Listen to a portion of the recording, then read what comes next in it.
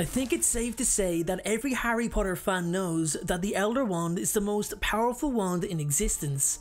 Paired with the right wizard, the wand is unrivaled and can be devastating beyond belief, which is why it surprised me that, for over 7 decades, Voldemort never sought it out, never wanted it, and most importantly, felt like he never needed it. It was only when he had no other alternative to kill Harry Potter that he resorted to hunting the wand. Now, it's not known if he wanted the wand solely for that purpose and would return to using his old wand afterward, but my question is, why would the most powerful dark wizard in the world not want to pair himself with the most powerful wand in the world? Come to think of it, he actually had no desire for the other Deathly Hallows either, so let's take a look at that today. Let's uncover why Voldemort never searched for the Deathly Hallows.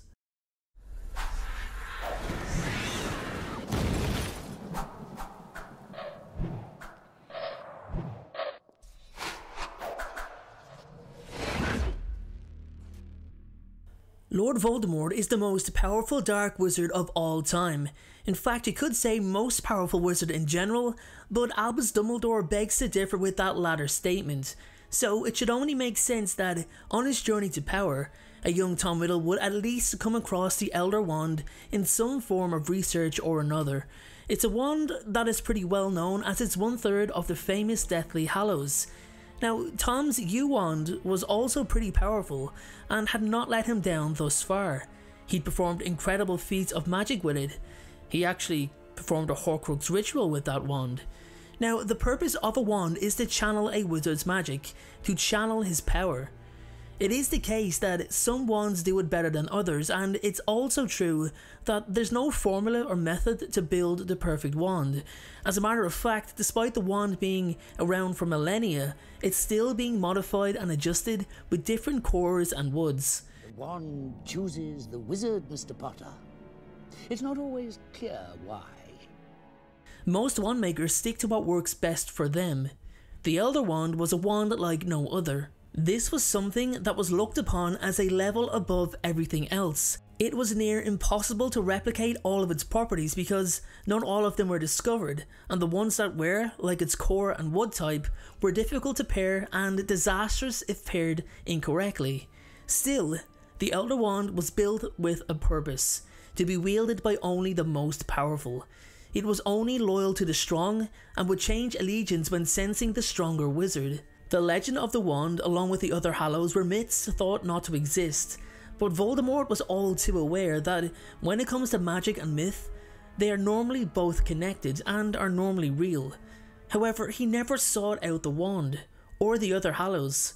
I thought even in his youth, to acquire such a powerful object would be something he definitely wants, as he was incredibly talented during his schooling. He had done things that other students would only ever dream of. Exploring and experimenting untested, untried areas of magic was what he wanted to excel at. For example, he had heard of necromancy and inferi, but it was something nobody had ever achieved. It was just another myth, thought to be impossible. Even Gellert Grindelwald couldn't reanimate the dead. He was inaccurately hoping the Resurrection Stone would do that for him. However, the Dark Lord created hundreds of undead soldiers to be commanded when he saw fit. He was heavily into symbolism, and everything had to have meaning, which is why his Horcrux objects were so carefully chosen. This wizard was taking the boundaries of magic to a completely different level, so I'll ask again, why not seek out the Elder Wand? Tell me, Grindelwald, tell me where it is. Tell me who possesses it. Even if he didn't want it, I'm sure he'd have actually liked to locate it just to prove that it was real, and he'd be the first one to find it. But he never did. How could he not want to link his own power with the power of the Elder Wand? He'd be unstoppable. Nobody would be able to defeat him. The wand's allegiance would be to him, and I'm pretty sure with Voldemort wielding it, its loyalty would never again be called into question as it had so for centuries. The thing is, it's not as if he didn't want the wand. I mean, if it was there before him, I'm pretty confident he'd use it, but the truth is, he actually didn't need it. He had no use for it, and I think I know why. Voldemort knew it was he who held the power. I said, that's better. All of his achievements were from him performing unrivaled magic, but he believed that the power should always come from the wizard. The wand should only channel the magic, not contribute to it. He seen it as an easy route, and he would not have a magical item, not even the Elder Wand, reflect his power as a wizard. Even when he was about to kill Snape, he was sure the wand resisted him, noting that it was his extraordinary magic that actually had the wand working to the standard it currently was, which was still below par. I am extraordinary, but the wand resists me. So when it comes down to it, Voldemort didn't want the Elder Wand, nor did he need it. As a matter of fact, he was actually one of the few, if not the only person, who had no use for any 3 of the Deathly Hallows. Let's look at the Resurrection Stone for example. This gave the holder the power to bring their loved ones back to the world of the living, and is something I don't think anyone would turn down. The Dark Lord, on the other hand, would most likely laugh at the choice to use the stone. For starters, he hates and fears death. He wouldn't want to associate himself with an object that allows people who have succumbed to their mortal weakness of death to be able to talk to the living. It would disgust him. There's also the small addition of the fact he has no loved ones. Who would he even bring back? He hated his mother for giving up on life. He hated his father and grandparents, so no chance of them making a comeback. He also hated his maternal grandfather and uncle for disgracing the line of Slytherin. In fact, out of all of the Hallows, I think the Resurrection Stone would be the Dark Lord's last choice.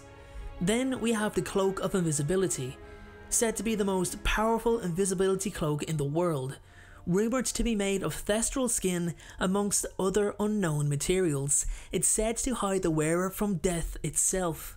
Now, if we think realistically for a moment, who on earth would Voldemort want to hide from? There wasn't any challenge he wouldn't face in order to achieve his goals. And when it comes to the mythical side of things, and we examine the fact that in the tale of the 3 brothers, the cloak can even hide the wearer from death, well, I think it's clear to see that it wouldn't be the case with the Dark Lord, due to the fact that he had conquered death. He was bound to the world of the living. Death could not take him even if it tried to do so, so I could imagine Voldemort staring the hooded figure directly into its face and laughing, something I feel death wouldn't forget. And when it comes to the Elder Wand, I said Voldemort didn't need it. He didn't want it, but most importantly, he never desired it. It was because of the unforeseen circumstances that he couldn't kill Harry Potter with his own wand that he actually went about looking for it. Even so, he never unlocked its true potential, as he never won its true loyalty. For the story and well-being of Harry Potter, I was happy that that was the case, but at the same time, I wondered just what heights he could have reached if he had indeed become the wand's true master. However, that's a scenario we can only wonder, and who knows, maybe it's a video topic I'll cover down the line. What if Voldemort became the Elder Wand's true master? It certainly sounds like an interesting topic. Anyway guys, with that being said, that is my explanation on why Voldemort never sought out the Elder Wand. As usual, if there's anything that you'd like to add, you can do so in the comment section below. The Riddle trailer currently has the first minute completed, and there's only 30 seconds left of animation to do, so bear with me, it's coming. It's just gotta be right. Thanks for watching guys, I'll see you all in the next video. Thank you so much for watching, I truly appreciate your support. Everyone, notifications of uploads are more important than ever, so please, if you haven't already, turn those notifications on to make sure you're notified the moment my video goes live. Making videos is what I love to do, it's my dream and my passion. However, it does cost time and money to produce this content, so if you have $1 to spare to support me on Patreon in exchange for some exclusive unseen content, then you can click the Patreon link below or at the end of this video. Please only support me if you can afford it. And make sure to follow me on Instagram at InstaDNJ and on Twitter at PotterFolklore. Check out my other videos appearing on screen, and please make sure, most importantly, to hit that subscribe button. Thanks again everyone, and please have a great day.